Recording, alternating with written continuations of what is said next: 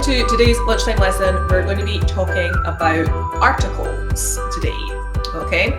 So articles, I've chosen articles because they are super confusing in English. I think there's something like 152 rules of how to use articles or something ridiculous like that. So in no way do I suggest learning 152 rules about articles. That's not what this class is about today. And what we're going to look at is the most important rules, okay, that you need to know about articles. And then we're also going to look at some kind of connections, like with all of these other millions of rules, we'll just group some of them to help you find some useful patterns, right? But then we're going to come back again to those kind of most important basic rules, which are the things that we want to think about. All right. Sorry, and one more thing to say before we start as well. Articles really are not a communicative problem. Okay, so if you use an article incorrectly, everyone's going to understand you. It's not a tragedy. You'll be able to explain yourself perfectly. It is going to be an issue if you're doing any exams because they get tested a lot, but also in your writing, for example, they really stand out if you get them wrong. So we want to think about working with articles for accuracy, not really for communication purposes, and especially if you want to get an exam qualification, right? So that's what we're thinking about here with articles today. So before we start, guys, right, we have got 3 questions here, right? So I want us to think about when we use the indefinite article, when we use the definite article, and when we use the zero article, right? If you've got a piece of paper, or you can open a Google Doc or any other software, I'm not advertising Google, that you like on your computer, just write down a few notes for yourself individually. See if you can remember. When do I use the indefinite article? So that means like a banana. When am I going to use the definite article, like the man was sitting in the chair? And when do I use the zero article? So that's when I will not use an article like bananas are great. Okay. And we're going to look at each of these 3 and think about the most common reasons that we're using an article, right? So we're going to start here with the indefinite article. So that's the a or the an that we're using in English. So we use the indefinite article for the first time that you refer to something. This is why articles are particularly important in writing, because in writing they are going to give more specific information. So if I was writing a sentence and it's the first time I refer to the man, for example, this person here, so I would say there was a man in the park. But when I continue that sentence, I'll use the definite article. Okay, so there was a man in the park. The man was wearing black. Yeah. We use the indefinite article with countable nouns. Yeah. So I have a car, he owns a house, she bought a book. But I wouldn't say I have a money, right? I'd have to say I have some money because money isn't countable. Can anyone tell me when we use a and when we use an? It's not actually to do with spelling, guys. It's to do with sounds. All right. When it's a consonant sound, we use a. But when it's a vowel sound, we use an. So that's why we have a university, because if you look at that, it actually begins with a consonant sound, a y, not a vowel. And when it is a vowel sound like X-ray here, because it begins with an e, we'd say an as well, okay? So it's a little thing, just watch out for that. So the definite article, which is our the, when we know what we're referring to, right? So like I said, close the window, there's only one window, you know what I'm referring to. Or when we've already mentioned it, a man walked into a bar, the man said, ouch. So this man and this man are the same. Okay, and the other time that we use a definite article is when something is unique. So there's only one of them, right? So for example, the earth moves around the sun, okay? Or you might talk about the king of Spain, right? The capital of France, okay? So in all of those examples, there's only one.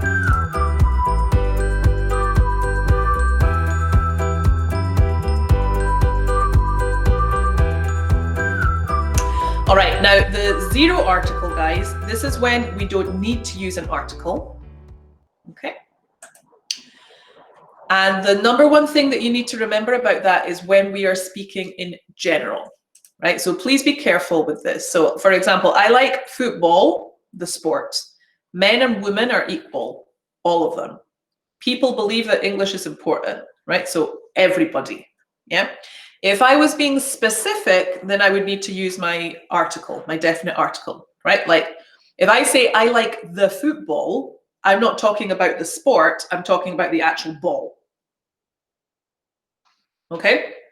And if I say the men and the women of this country are equal, that's because I'm being specific to this country. But if I want to generalize, I don't need to use my article. Yeah? Watch out, especially Spanish speakers, with the people, because that's a really common mistake that I hear a lot. Yeah, be careful and be really careful, because this is where most people make mistakes. And there's a really logical reason why we make mistakes if you have a Latin-based language, because of course in Latin-based languages, you always have an article, right? And that's why we make that error. So this is the most commonly, the most common error that I hear students make. And it comes up a lot in speaking, because very often when you're speaking, you're generalizing, right? So if we go back to the point I made before about the exams, if you're taking an exam, it can be a problem. That's because in, for example, part 4 of the Cambridge exams, you have to give your opinion on things where you are generalizing. And you'll very often hear people saying, oh, the football is an important sport, okay? Football is an important sport. So please be careful with that. Another place that we have zero articles, and this is when we're going to start getting into the useful things to remember, right? So the 3 things that I've just discussed for each area, sorry, each topic, think of those things as the rules, if you like, okay? Those are the most important things you need to learn. These ones that we're going to look at now, we're going to think about them as patterns or as exceptions, right? And you learn them separately. Please do not try and learn the 152 rules for articles, because 1, you will not learn them. 2, life is far too short, right? So when we talk about institutions, we usually don't use an article. For example, he's in prison or at university. At home, I know home isn't technically an institution, but you can think of it as one, right? And in school, yeah? So in these examples, it's like you're in the process of it. We could also use in hospital, right? So in all of the, you're in the process of going through an institution. In these ones, we don't use an article. There are exceptions to that rule, okay? So I could say he's in hospital or he's in the hospital. This is slightly different. So if I'm saying he's in hospital, he's ill and he's going through the process of getting better. If I'm saying he's in the hospital, I'm talking more about the specific hospital or the building, okay? So that's what we're thinking about here in the difference. And again, this is why it's important for your writing, because if you're analyzing a piece of writing, these little things can actually make differences. These words never have an article. I don't eat the breakfast, I eat breakfast. I eat lunch and I eat dinner. Yeah? Okay, so 0 articles. And days of the week also have 0 articles, right? So again, if you're coming from a Latin-based language, that's problematic for you, because in your language, you always have an article with these examples.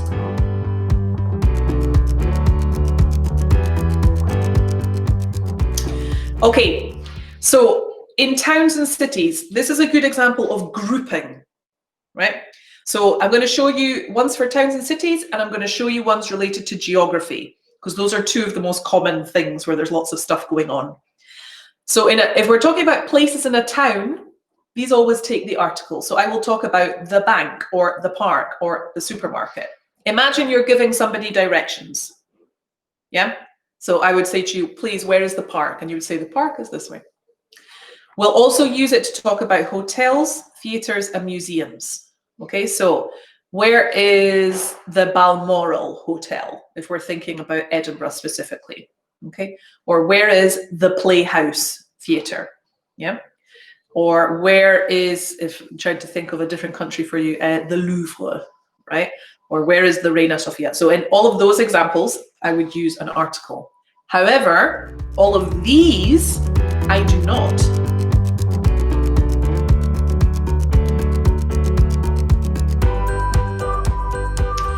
Geography is another really commonly confused one.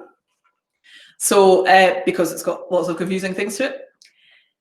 If you have a nationality which is functioning as a noun, so for example, we might talk about French as the language, but I can also use French to describe the people from France, then I'm going to use an article. So I will talk about the Americans voted for Joe Biden, or the French are very sophisticated. I don't use it before countries. So Spain, not the Spain, is in Europe. But if they've got these kind of words, we will use an article. Yeah. So we'll talk about the United States, the UK, the Ivory Coast. Okay. Sorry, that example is in the wrong place. I'm going to talk about that in a second. Right. And we don't use it if we're talking about states or provinces or cities. Right. So I wouldn't say the Edinburgh. Yeah. Sometimes it is specifically part of the name, and then we can include it. Or if you have words like territory or coast in there, we will use it. For example, right, he would live in California, but we talk about the Northwest Territories in Canada. And then words like the Netherlands, and generally if a country is like a group of islands or a group of pieces, yeah, like these ones here, the Philippines or the Maldives or the Bahamas. Okay, so in those cases, we're grouping them together. That's also going to use an article. We also use the in these examples, guys, with geography. If you're talking about oceans, like the Atlantic Ocean, seas will have an article. Coasts, the rivers, like the Zambezi, for example, archipelagos. So this is the example I put in the wrong place before, the Canary Islands, yeah. If you've got a collection of lakes, not individual ones, like the Great Lakes in the States. If it's a chain of mountains, then we're going to use it. You might notice, guys, when we've got anything that's collective, for example, the United States of America, the United Kingdom, even the archipelagos, right, the Canary Islands. So when we're grouping things together, like mountain chains as well, we're using articles here. Deserts are also with articles, and references. So if it's the equator or the South Pole or the North Pole, we're using it there too. And regions, right? So in these cases, we are using them. So do they matter? Yeah, this is what I said at the beginning of the class. That's a lot of rules, okay? And that's just a selection. I've grouped them for you. If you want to, there's websites that list all of them, okay? And it's very boring to read. So you need to think about whether they matter. Like I said, it really depends. If you're doing Cambridge exams, especially, IELTS as well, but not so much because of what they test, then it is really important. Think of the Cambridge exams, things like the open close, okay? Or also the keyword transformation questions. They'll quite often involve articles. So you want to think about that. And also for writing, like I said, it is actually quite important because changing articles can change meaning, yeah? And when someone's speaking, that's not really important, but when you're reading, it can be important, yeah? And again, especially for exams. So you need to think about how things are being marked, guys. In general, these errors will be considered basic errors, even though it's actually really complex to use an article, right? We've just said there's about 150 rules. That's really hard. But even the fact that that is difficult, they still tend to be marked that way. So you do need to be careful about it. But in terms of communicating, it's really not an issue, yeah? Having said that, you need to think about your English goals and what you need English for, okay? So if you are someone who is very confident speaking fluently, it's probably time for you to consider your accuracy, all right? and start to consider those errors and if you're making these mistakes. If you're someone that is not very fluent, I wouldn't worry so much about this right now in your speaking. That's not what you need to focus on.